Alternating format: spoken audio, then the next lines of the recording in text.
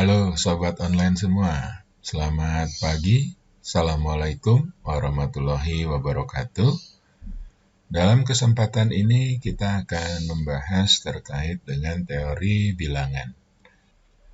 Teori bilangan ini merupakan suatu teori mendasar di dalam memahami algoritma kriptografi.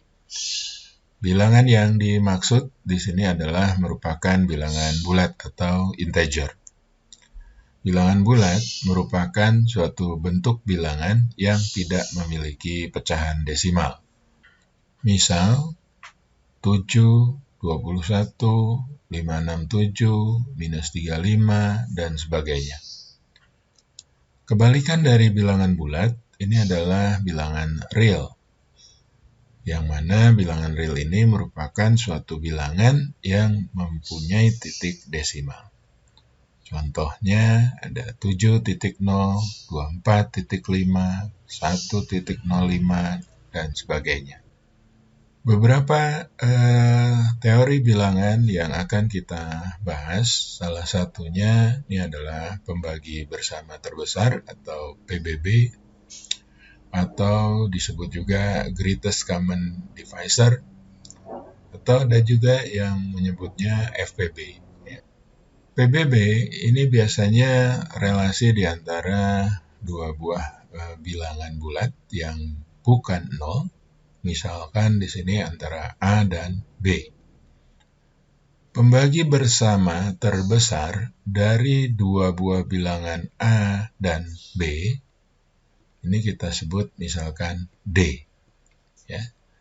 Jadi notasinya PBB dari A dan B itu sama dengan D. Nah, bagaimana cara menentukan nilai PBB dari dua buah bilangan bulat? Kita bisa lakukan dengan beberapa cara.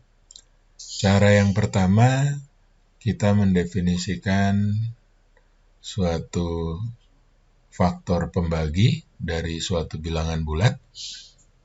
Ya. Misalkan di sini ada angka 45. Ya. Kita bentuk terlebih dahulu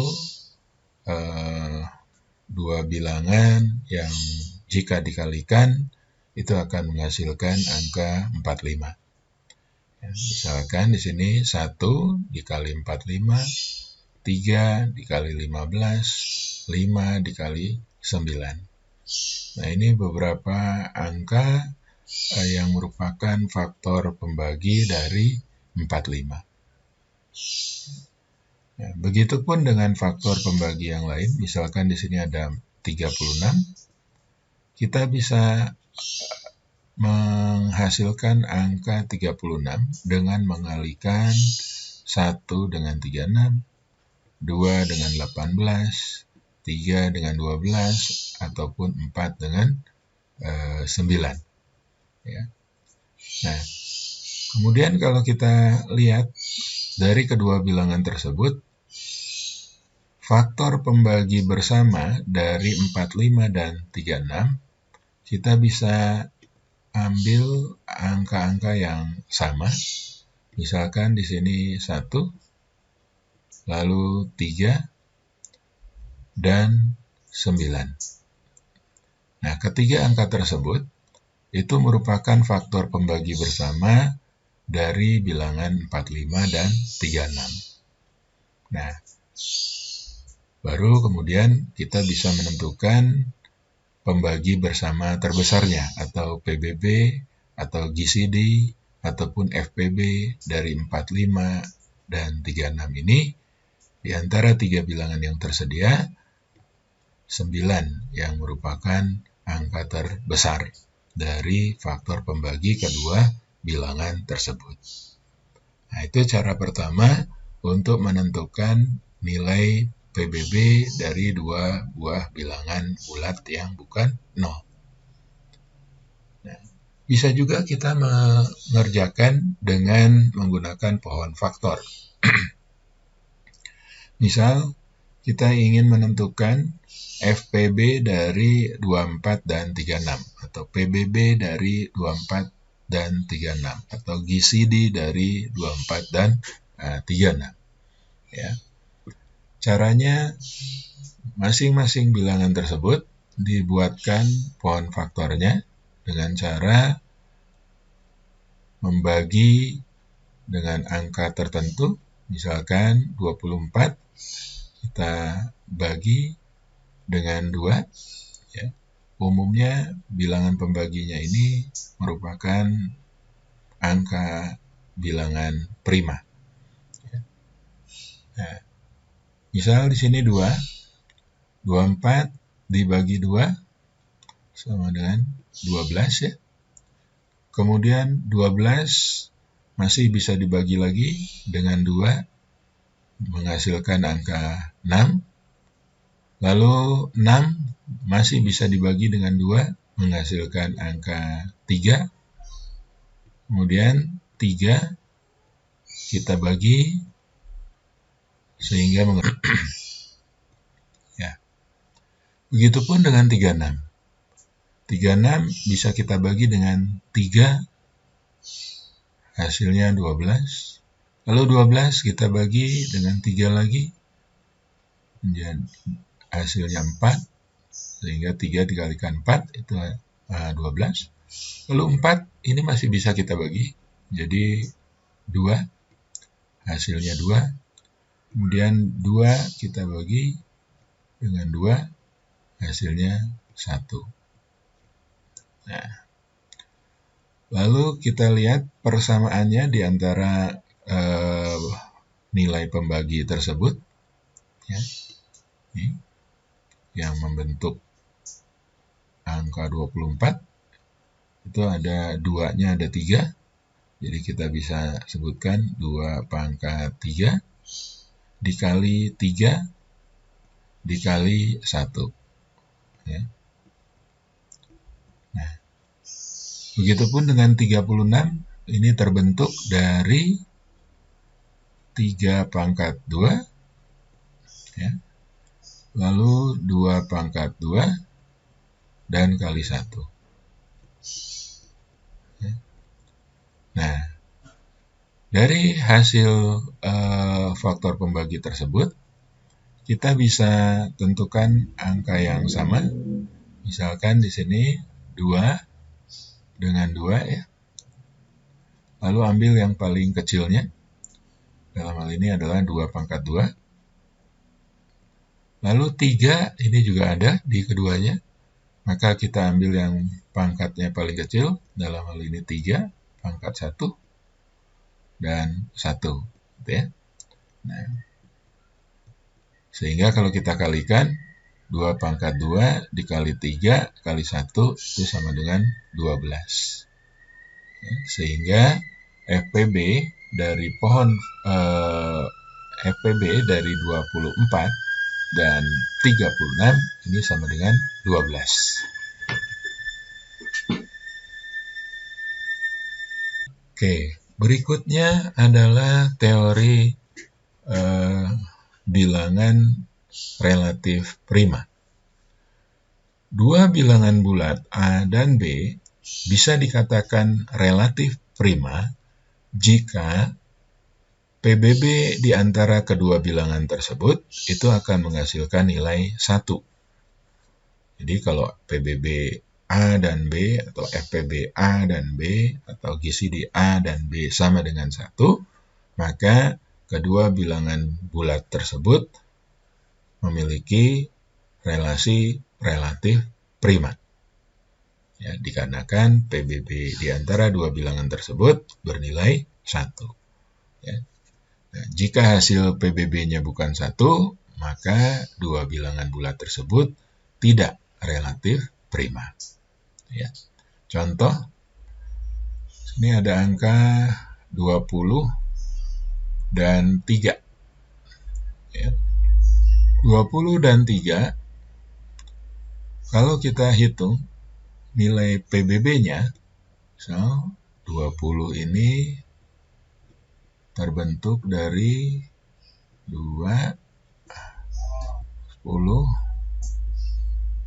ya. Lalu 10 kita bagi 2, hasilnya 5, 5 kali 1. Nah, ini bilangan pembentuknya 2 pangkat 2, 5, dan 1. Ya. Sementara 3 itu dibentuk dari angka 3 dikalikan 1. Nah, dari faktor pembagi 20 dan 3 yang sama itu hanya angka 1. Ini. Ya, sehingga FPB dari 20 dan 3 itu adalah 1. Begitupun 7 dengan 11, ini akan menghasilkan FPB atau PBB sama dengan 1. Tapi kalau 20 dan 5, ini tidak relatif prima, karena PBB dari kedua bilangan tersebut itu adalah 5. Ya, jadi 5, kalau kita lihat bilangan pembentuknya itu adalah 5 kali 1. Nah, sementara 20 tadi 2 pangkat 2, 5, dan 1. Yang sama itu ada 5 dan 1. Sehingga kita ambil 5 kali 1, hasilnya adalah 5. Nah, karena PBB dari 20 dan 5 ini tidak sama dengan 1, maka dia bukan relatif prima. Jadi jika A dan B relatif prima, maka akan terdapat bilangan bulat M dan N, sehingga bila M dikalikan dengan A ditambahkan dengan N dikali dengan B, maka hasilnya akan 1. Contoh, terdapat bilangan 20 dan 3. Kedua bilangan ini relatif prima, karena PBB di antara keduanya itu bernilai 1. Maka kita dapat tuliskan di dalam suatu persamaan M dikali 20 ditambah N dikali 3, itu akan menghasilkan nilai 1. Dapat menghasilkan nilai 1. Ya. Contoh di sini, bila M-nya kita pasang dengan angka 2 dan N-nya min 13. Maka kalau kita kalikan 2 kali 20, 40, ya, ditambah dengan 13 kali 3, min 39. 40 ditambah min 39, itu akan menghasilkan nilai 1. Contoh lain, 20 dan 5. 20 dan 5, kita tahu tadi di atas bahwa 20 dan 5 ini tidak saling relatif prima. Ya, karena PBB di antara dua bilangan tersebut itu tidak sama dengan 1. Sehingga 20 dan 5 itu tidak bisa dinyatakan di dalam pernyataan atau persamaan M kali 20 ditambah N kali 5 sama dengan 1. Ya. Jadi kita tidak bisa menggunakan persamaan M dikali A ditambah N kali B sama dengan 1 bila mana A dan B-nya ini tidak saling relatif prima. Nah, contoh lain, 28 dan 15 ini relatif prima. Dikarenakan FPB yang dihasilkan di antara dua bilangan tersebut, faktor pembaginya yang sama itu hanya angka 1 saja.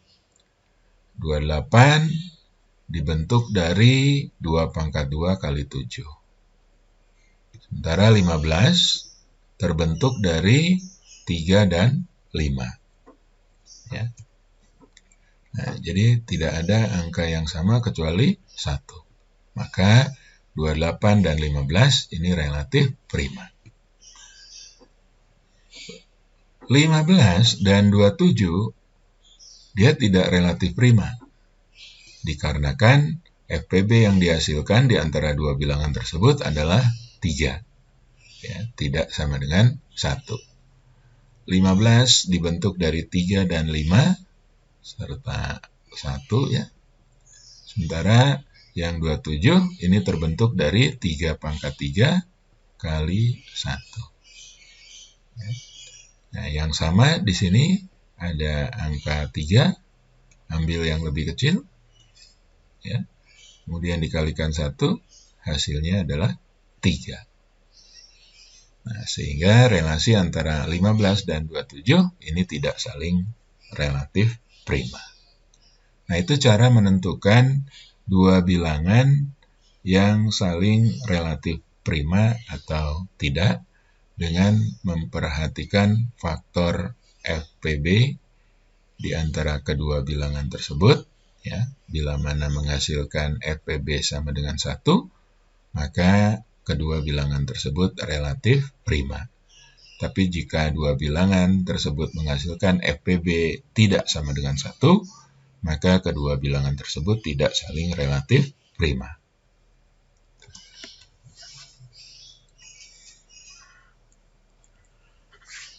Fungsi berikutnya yang akan berguna di dalam proses algoritma kriptografi khususnya asimetris, ini adalah fungsi Euler-Thosian.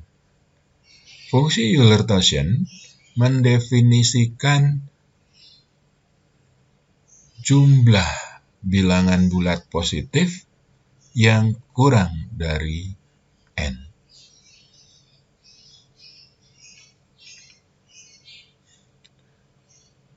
Fungsi Euler-Thosian mendefinisikan, misal di sini adalah Thosian dari n, di mana n ini harus lebih besar atau sama dengan 1. Ya. Nah, Thosian n di sini menentukan jumlah bilangan positif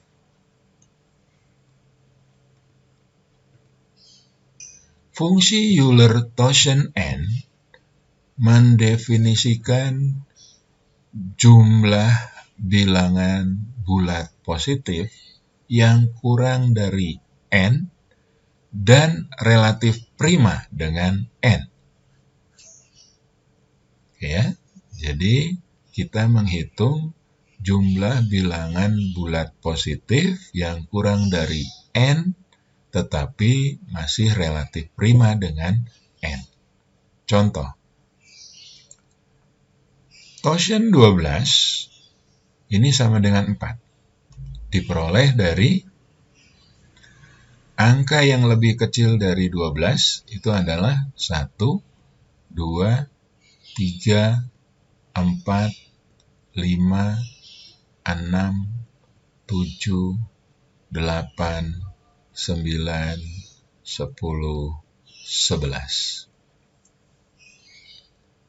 Oke. Nah, kemudian dari ke-11 angka ini, kita tentukan bilangan yang relatif prima dengan 12. 1 otomatis ya. Kemudian 2 ini tidak relatif prima. Ya. Nah, bilangan pembentuk 12 itu adalah bisa 2 dengan 6, lalu 3, 2, dan kali 1. Ya, jadi bilangan pembentuk 12 itu adalah angka 2, angka 3, angka 1. Sehingga 2 dan 3 ini tidak relatif prima dengan 12. Begitu pula dengan 4. Pembentuk 4 itu adalah 2. Ya. Sehingga 4 dan 12 ini tidak relatif prima. 5 relatif prima dengan 12. Ya. 6 tidak relatif prima. Ya. Kemudian 7 relatif prima dengan 12. Karena yang samanya hanya angka 1-nya saja, sama dengan 5 tadi. Ya. Begitupun 8 tidak relatif prima karena sama di angka 2-nya. Begitupun 9, ya, dibentuk dari 3 kali 3. Ini tidak relatif prima dengan 12. Begitupun 10 tidak relatif prima, ya, dan 11 relatif prima. Sehingga kita bisa simpulkan bahwa yang relatif prima itu dengan angka 12 adalah 1, 5, 7, dan 11. Kalau kita hitung ada 4 bilangan. Ya. Nah, itu cara menentukan totient dari suatu bilangan bulat positif. Ya. Nah, jika kita menghitung nilai n-nya itu adalah prima, bilangan prima, maka kita bisa gunakan rumus totient n. Ini sama dengan n-1. Ya, kita buktikan. Totient dari 5 itu adalah 4. 4 terbentuk dari 5 minus 1. Karena bilangan yang kurang dari 5 dan relatif prima dengan 5, itu ada angka 1, 2, 3, dan 4. Ya. Nah, ini relatif prima dengan 5. Sehingga totient 5 itu adalah 4. Kemudian, jika n itu sama dengan P dikali Q, di mana P dan Q ini adalah merupakan bilangan prima, maka totient n yang merupakan bilangan prima ini sama dengan P minus 1 dikalikan dengan Q minus 1. Demikian pembahasan terkait dengan teori bilangan bagian 1 yang sudah kita bahas terkait dengan bagaimana cara menghitung FPB, kemudian fungsi Euler totient, dan juga relatif prima. Di bagian 2 nanti kita akan membahas terkait dengan modulo dan juga inverse modulo. Mudah-mudahan bermanfaat. Wabillahi taufiq wal hidayah. Wassalamualaikum warahmatullahi wabarakatuh.